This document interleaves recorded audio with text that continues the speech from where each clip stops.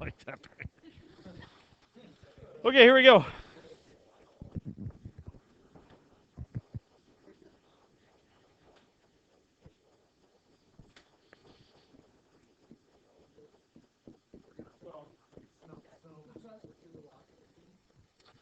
We would like to take parabolas that are in standard form and place them into vertex form. You will have to do this on your test, and you have to show your work as I show it.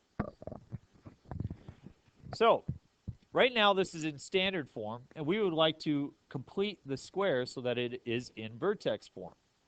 Now you will have to divorce yourself from your idea of this completing the square, because when you used to complete the square, you would have a 0 on one side. There is no 0 on that side, is there?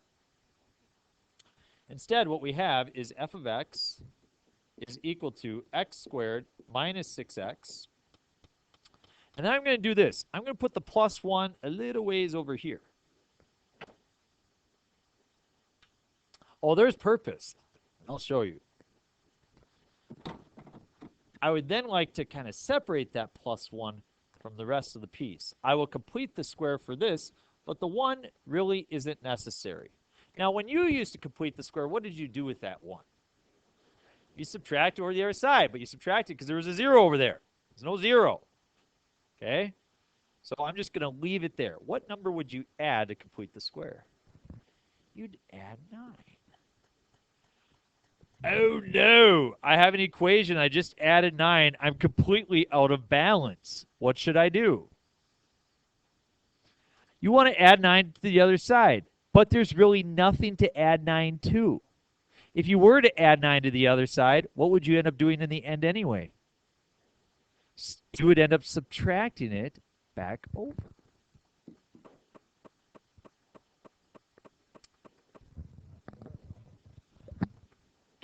Look at what I did. I added 9 and I subtracted 9. So really, that is just 0, right? So I haven't changed the overall equation. But now I have a completed square. F of x is x minus 3 quantity squared minus 8. What is the vertex of that? 3, negative 8. See why now? I completed the square in order that I would be able to find the vertex. What is the direction? It is up. I'm going to change our directions here a little bit in order to accommodate what you're going to do for your assignment today. Axis to symmetry. X equals 3. The y-intercept is going to be 1. Now, if you didn't have the original equation, the question is how would you find the y-intercept? You would plug in 0 for x. What is 0 minus 3? Squared minus 8, 1. See that? Okay, let's graph it.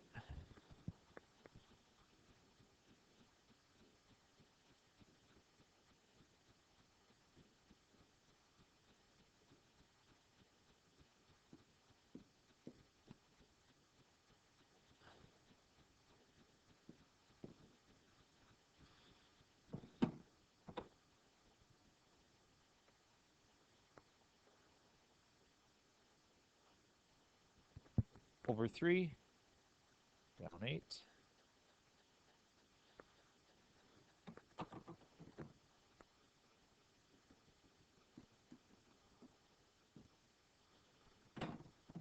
The y-intercept is 1. Reflect that point over.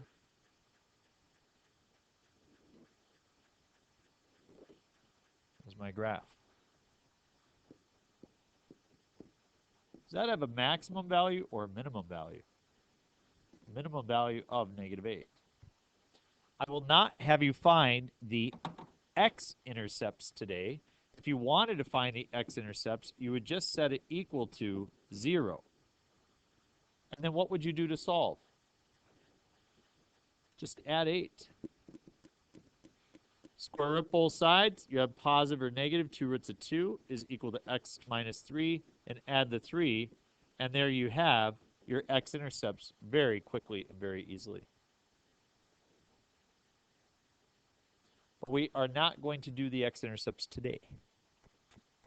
But that's all you would have to do. Flip it over.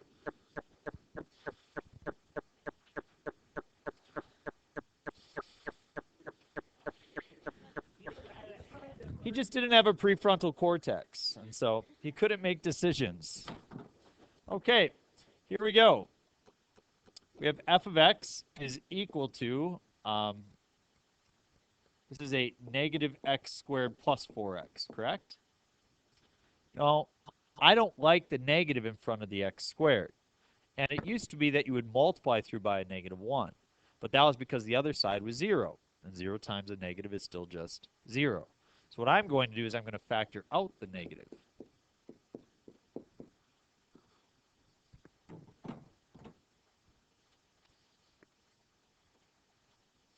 What do I add to complete the square? 4.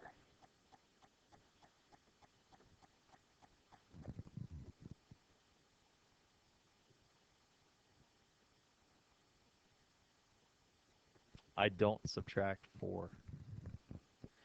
I didn't actually add 4. I subtracted 4. Why did I subtract 4, Lolly? Yes, you do. Because of the negative. This 4 does not have a value of positive 4. It has a value of negative 4. So to balance out the fact that I have a negative 4 now, I must add 4. Can you wrap your brain around that?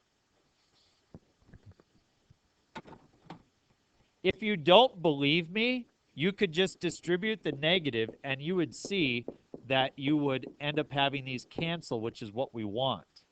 If you had that end up being a negative, or if you had this being a negative 4, you would end up with negative 8, and that would not give you your original equation. So you could see that this is what we need. So f of x is equal to negative x minus 2 quantity squared plus 4. So the vertex is positive 2, 4. The direction,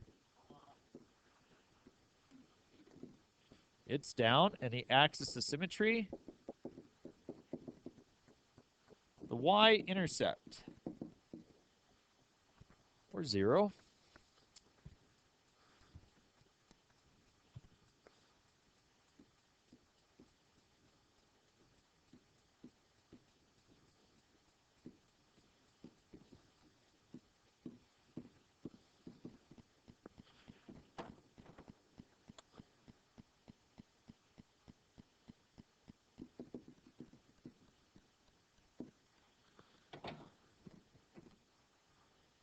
Y-intercept of 0, reflected over at my vertex.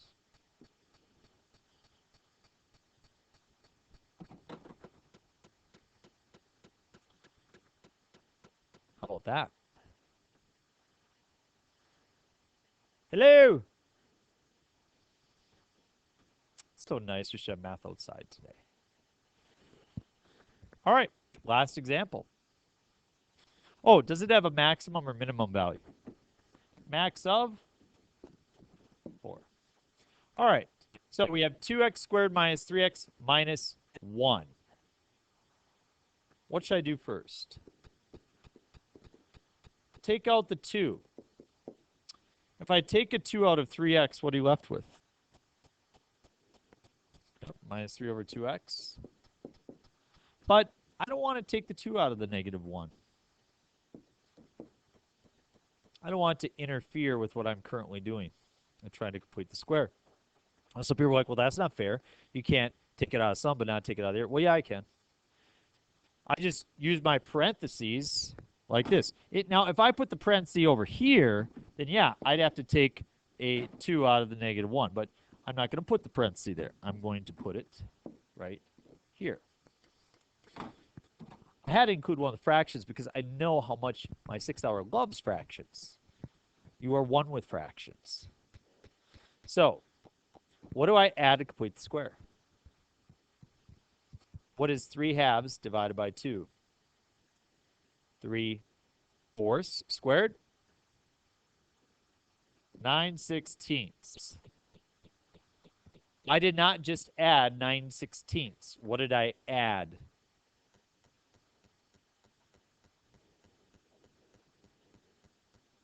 18/16 or 9/8, right? So if I added 9/8, I should subtract 9/8.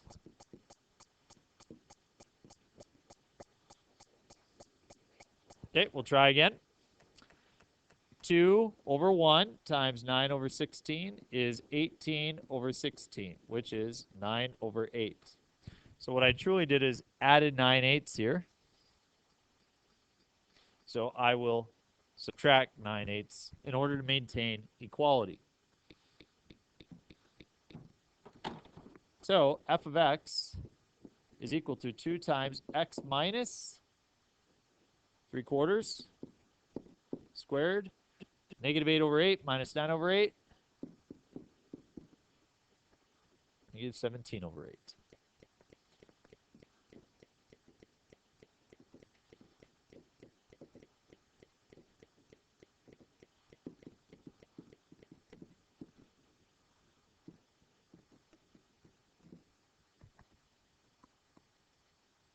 What is the vertex?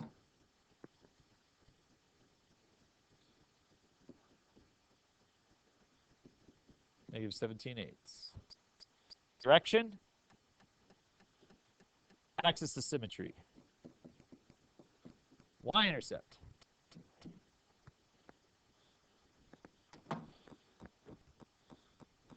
-17/8 is approximately -2. So it looks like if I have 3 tick marks, that should be plenty.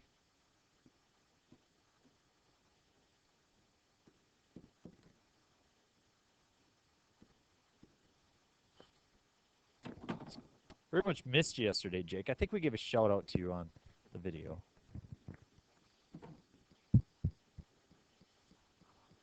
Somebody else was gone yesterday too. Oh, she's gone again. Hi, Rhiannon. Follow yourself on Twitter. All right. 3/4, -17/8. So it looks like I'm going to be right about there. Give a shout out to Braden today.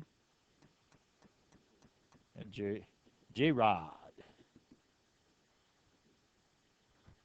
Axis to symmetry.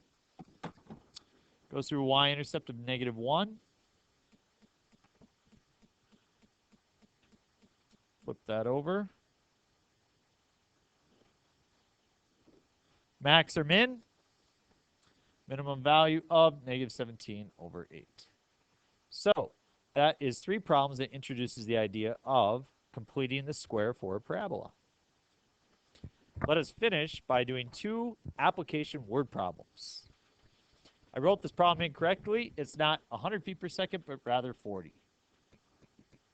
We are taking a ball and launching it directly into the air with an initial velocity of 40 feet per second.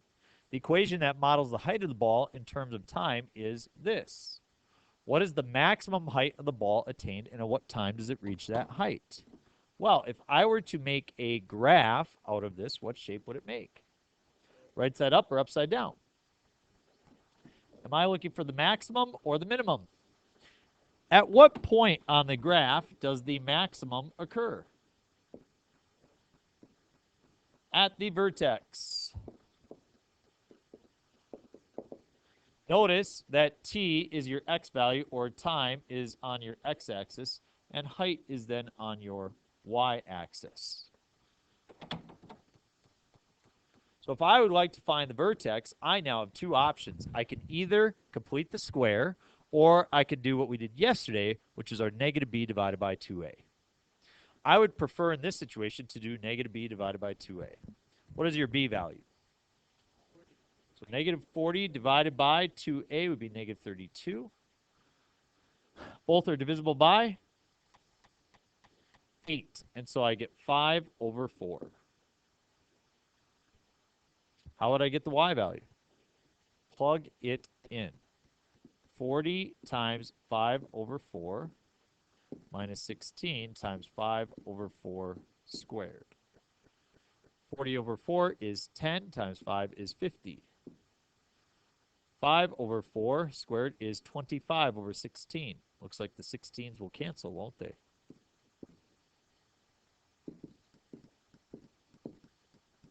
So what does that mean? 25 feet is the maximum height. At what time does that happen? At 1.25 seconds.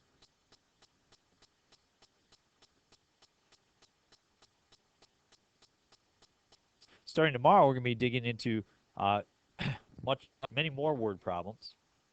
A little bit more complicated. But that was a classic example that comes up a lot. Physics, tests, ACTs, MCAs, stuff like that. Let's look at our last example, and for this one, we'll need our graphing calculator because we do not know how to find the maximum of a cubic. You cannot simply do negative b divided by 2a. It says that a model for food price index between 1990 and 2000 is given by that function. Food price index is like this. Say in 1980, the food price index was 1, and now it's 2.5. What that means is food is approximately 2.5 times the cost of what it used to be. Why would it be 2.5 times more now than what it was in 1980? Inflation, okay? And so price indexes account for those pieces. So we like to be able to compare price index in order to figure out wages and things like that. You know, for example, if food is 2.5 times more, then hopefully my salary is 2.5 times more, right? I mean, you know, you kind of got to look at gasoline prices and everything else and try to, you know, see how the economy is going in those regards. So something you learn about statistics and economics. Anyway, the point is that this is the graph.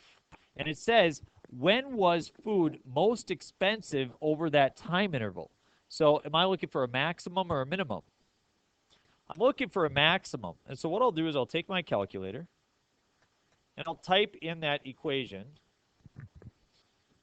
A couple people during third hour forgot to put the first 0 in there, so negative 0.0. It's not negative 0 point.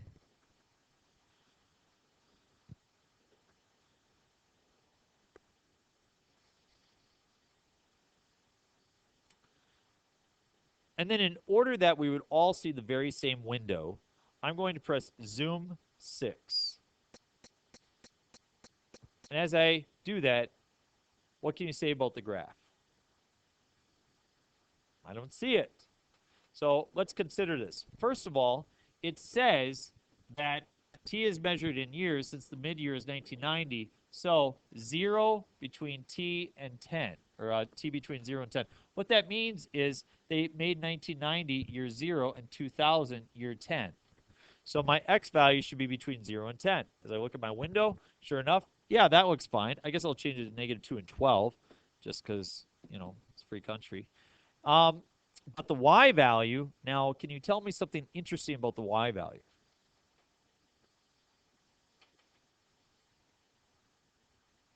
You're the best of the best. You can tell me.